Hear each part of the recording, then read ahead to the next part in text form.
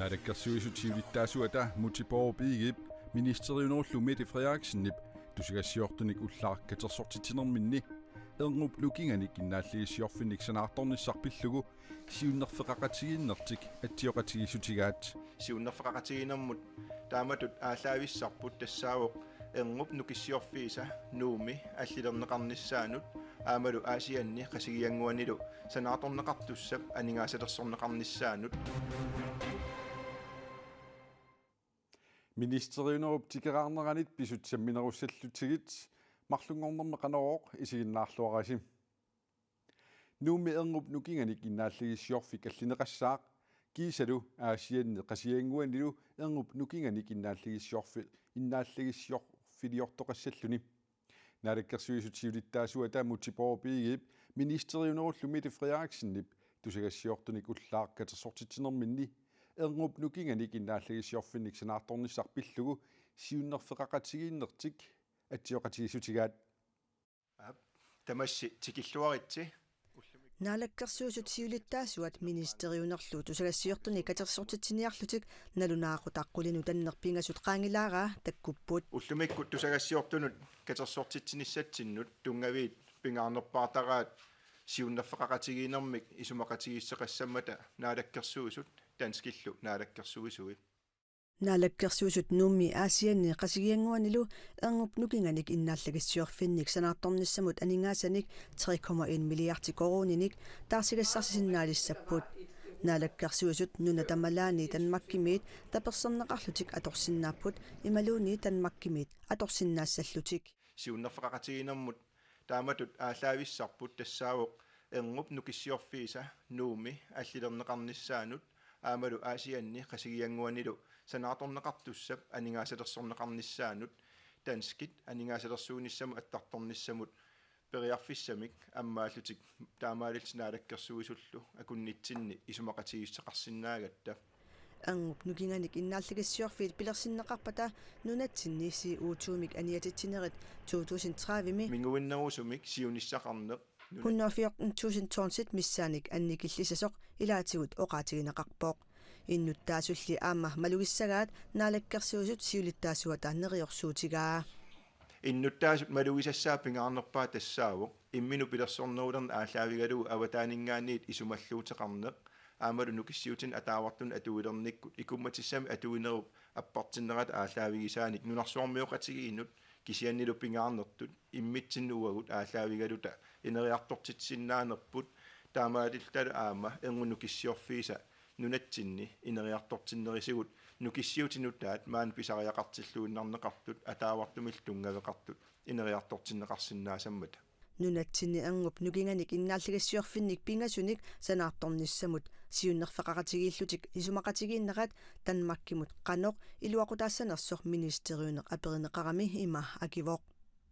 Så man kan sige, at hver eneste gang vi forstærker vores samarbejde på klimaområdet, så vinder det grønne. Silla pisusiata allanguiartornerapillugu suleqatigiinnerput nukittorsaraangatsigu taava kalaallinunaat kalaallillu kiisalu tanmakki qallunaallu nunarsuarmioqataanermi angusaqarluartarpugut tamaani piffissami tassanerpiaq ataatsimuoratta isumalimmik siunertaqartillugu naalagaafeqatigiinnermi qanimut suleqatigiinnissamut ammajuaannarpugut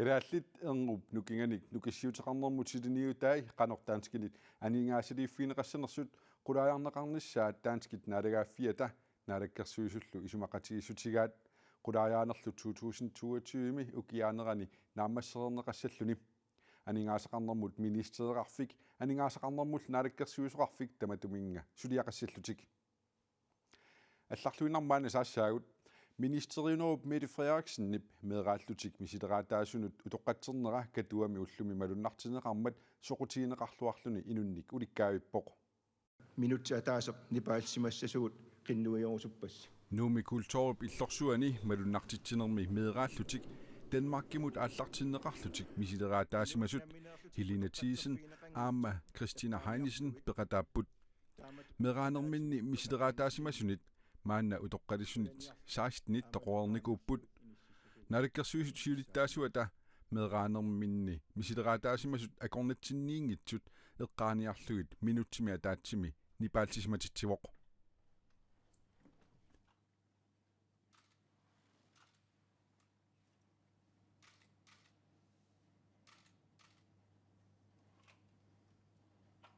Ministeriunerullu Mette Frederiksenit utoqqatserluni oqaasqaammini ilaatigut ima oqarpoq.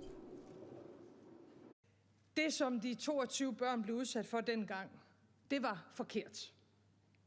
Og det var hjerteløst. Og det burde aldrig nogensinde have fundet sted. Meeqanut 22 nuttaamani iliutit kukkunerullutillu naakkittaanneruvoq tamannalu pisimangisaannartussaagaluarpoq tamanna Danmarkimit qangali oqaatigereersimasussaagaluarparput taamaammat sapaatip akunneratassiuliani kiisami utoqqatsissuteqarnerput nuannaarutigilluinnarpara. At jeg som Danmarks statsminister kunne se jer i øjnene og på vegne af hele Danmark give jer det, I skal have, nemlig en undskyldning. Danmarkimi ministeriunertut isigallusi Danmarkilu tamarmissinnerlugu iliuserineqarsimasut iliuserineqarsimangitsullu pillugit utoqqatserfigerusupassi. Ministeriunerup utoqqatsernerra pillugu katuami malunnartitsineq koanaativiikkut unnummut nanunaaqutaqqunigiluaniit isiginnaarneqarsinnaaroq. Christina Heinesen meeqqat allat nunatsinneersut innatiuit peqatigalugit 1951 ilaquttaniaasianniittut qimallugit kalaaliaqqat misiliutaallutik Danmarkimut aallarunneqartunut ilaavoq. Christina maannanuummiittoq katuami ministeriunerup utoqqatsernissaanut peqataariartortoq malinnaaffigaarput. Christina Heinesen tallimanik ukioqarluni inungorfini aasiaat qimallugu aallarunneqarpooq pissangasimallunilu oqaluttuarpooq. Jeg kan huske den der var med, det var ret spændende, fordi jeg skulle... Ulloq taanna pissanganartutut eqqaamavara tassami umiarsuaruyussuarmut ilaalerama kisianni ungasilliartornerput malillugu paasiartulerpara imaaliallaannaq uteqqinnaviarnanga artornalaarpoq imalunnit artornartoruissuuvoq. Kadaariaqqami misiliutaallutik ukiup aappaa avillugu Danmarkimiititaareerlutik nunatsinut uteramik nuumi meeqat angerlarsimaffiannut inissinneqarput. Jeg har ikke været oppe at se det endnu, så jeg håber, jeg når at se det.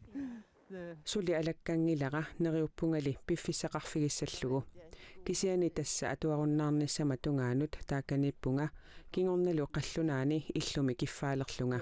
Ja, nogle danskere. Hvor er det hen? Det må være den vej.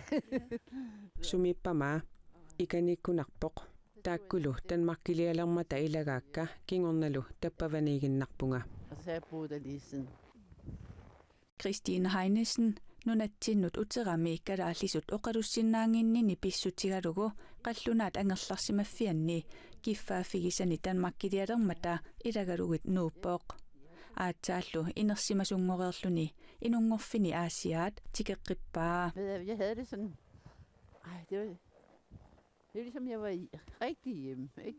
Kiisami angerlartutut qamuuna misigisimavunga aammalu suut uannit taamani arsaarinnissuutaasimasut paasivara.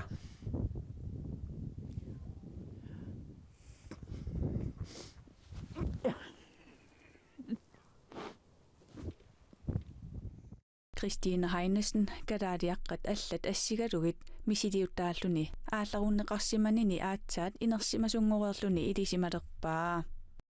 Det at jeg har taget mig for, at det skulle være et eksperiment. Misiliutaasimanerput ilisimaleraqqu paasisinnaangivippara annilaarpunga kamalerlungalu aliasuppunga tassami taamaaliortoqarsinnaangilaq naagga meeqqanimmi misilerasoqarneq ajorpoq. Jeg synes ikke. Det kan man ikke. Man kan ikke lave eksperiment med børn.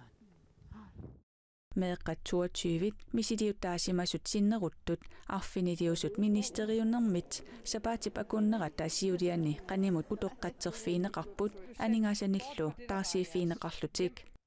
Maanakkullu pingajussaanik nuumi aama utoqqatsertoqalernera Christine Heinesinimut immikkut isumaleruyussuuvoq. Jeg glæder mig til det arrangement.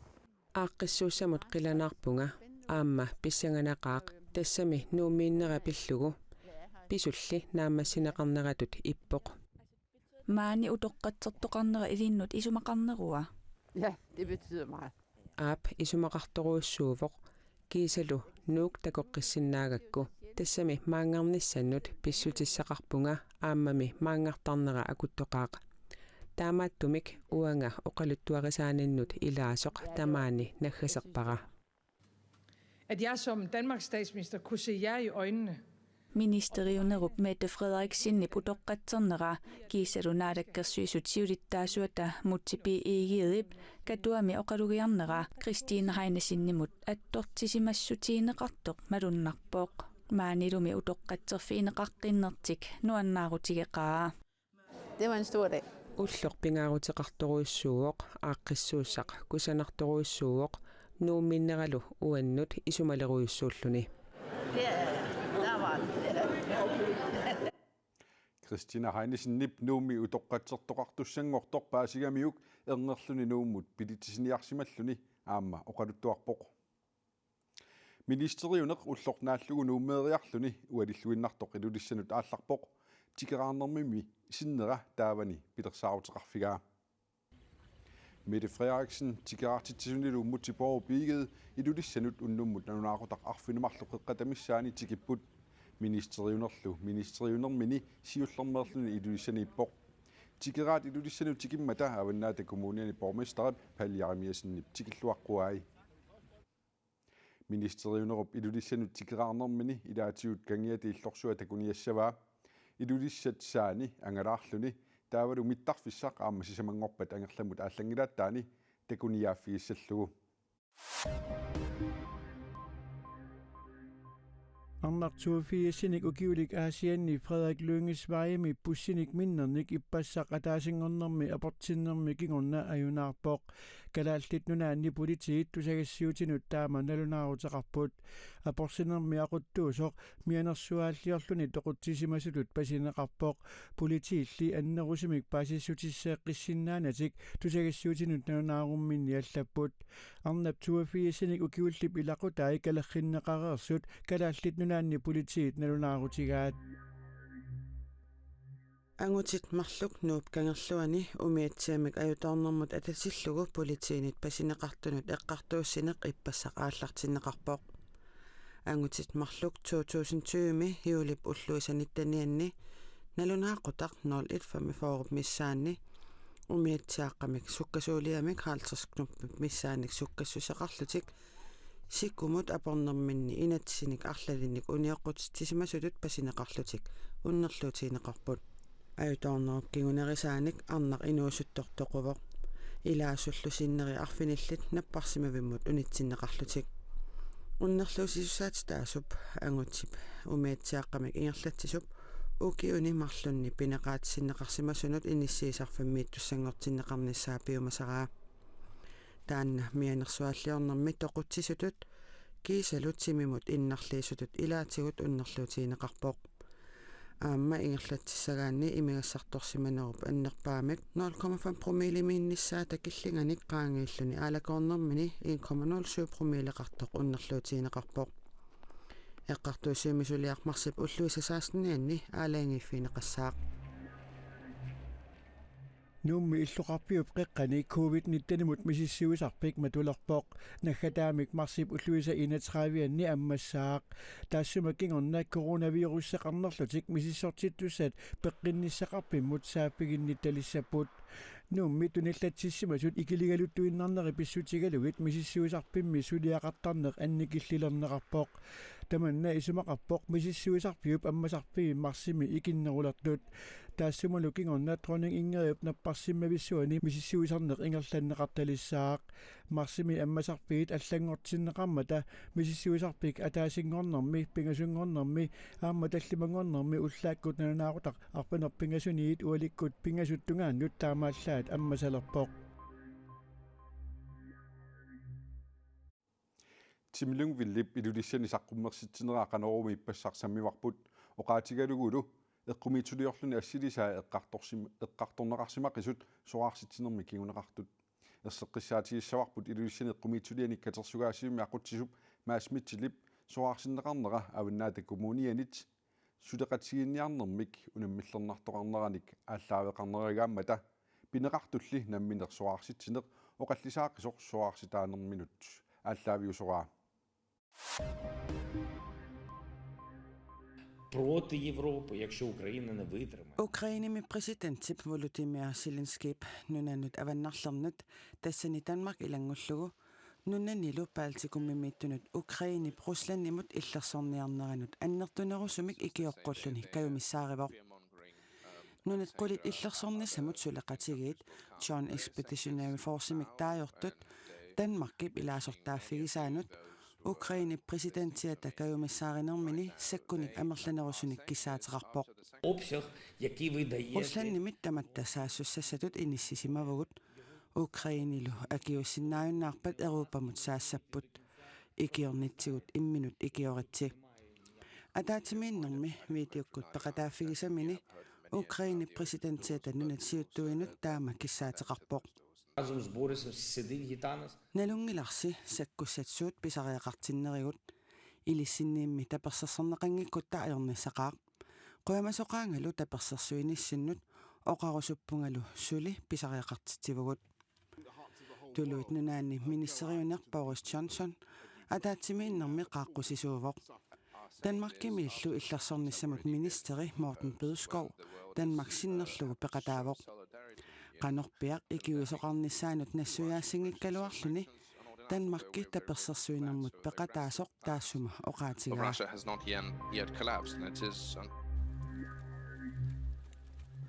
Ukrainimi Ruslandnip saassussinera ulluni nittanini ingerlareersoq sorsuffimmiit maanna innuttaasut 3 millionit sinnillit qimaareersut naalagaaffiit peqatigiit nuttarnermut immikkoortortaata IOM-ip ulluminanulaarutigaa Ukrainimiungitsut tassaat nunanit allaneersut 157.000 tit Ukrainimit qimaareersutut kisitanut ilaapput sorsuffimmiillu qimaasut 1,8 million sinnillit puulinnimut ikaarsimasut nalunaarutigaat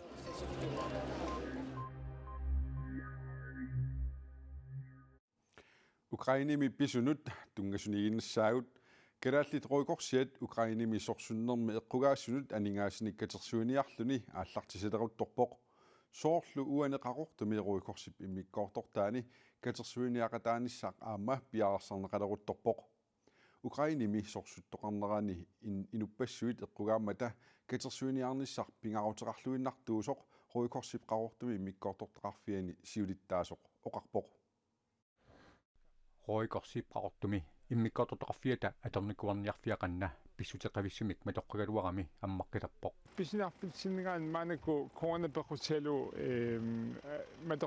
matoqqaniguo tamat pipissam qantum ammaqqinnissaa tas pilersautiuarpa kalaallit roikorsiat nunani tamalaani 192 roikorseqarfiit assigalugit pingortitamik ajunaarnersuaqartillugu sorsunnarmilu eqqugaasunut pingaartumik qimaasut ikiorniarlugit aningasanik katersuiniartarpoq Ukrainimilu sorsunnarmi eqqugaasunut katersuiniarnissaq Jakob Abelsinnip pingaruteqarnerarpaa voi ismaapui pingaruteqartorissuusoq sorsunna taana sualiinart tunliaruteqaami inuppassuimmi Ukrainimi qimaasut ikiorniarneqarput inuppassueqquanerpaqutsalu roikors ilaqquuar taamanna aqusaaqartut tapersersorniassalluit kaassuuniassalluit tamalorniarpuuan maanik roikors nuntsintaman ingallanniarpar innuttaasulli tuniserusuttut pisiniarfinni tunisisinnaaniassamata sulissutigineqarpoq pilersautigallarparput imadu kaassuiniarfim qallaataasarpappius taskatsuuffiit atorlui pisiniarfinni unigassuut siitsalluit taa plakaatsataqartilluaam inuutaguniassavaat sumut siuntaalu kaassuiniartoqarnerso aam pisiniarpitsinningaania soornaamaam taanigallinniarparpu Ukrainimilu sorsunnermi eqqugaasunut katersuuniarnissaq peqataafigineqarluassasoq neriutigineqarpoq assu keemissaaruspunga taamanna tapeqataatsinnissamut oqaarnissitut inuppassuit qimaasorpassuit aam qaniisallimma eqqunneqartut soorlu ikiorskatsutaman kaassunianigallikkusparpu qoyukorsillu qaqortumi immikkortortaqarfiata atornukoorniarfia аммаққиннераниит ингерллуаққилернissaa аама нериутигинеқарпоқ quantum saafiinni toqalltaalerpoq maanakkut ikiooqatarusllut pisiniarfim аммассиннissaami Rødkorsip Ukrainimi sorsuttoqarnerani eqqugaasunut katersuiniarnera annerusumik paasisaqarferusukkaanni nittartegaq koya koonaggat kiel paasisarsiorfigineqarsinnaavoq qanoor tamanganaanialissavarput ministeriinerup Mette Frederiksen tikeraarneranit nutaarsiasaallat koanaanaggat kiillikkut radioavisen ilu aama malinnaavigisinnaavasim aqagulu ilulissaniinneranit aama maangaanniit nutaarsiassiissaagut soorlaama koonaativeikkut radiokkullu naalakkersuisut siulittaasuata mutiporup igiip aammalu ministeriunerup Mette Frederiksen ilulissaniit toqqaannartumik tusagassiortunik katersortitsinerat pilersaarutaasut malilluit nanunaaqutaq arfinermut 18:00 allakaatinneqarumaartoq unnussiorluarasim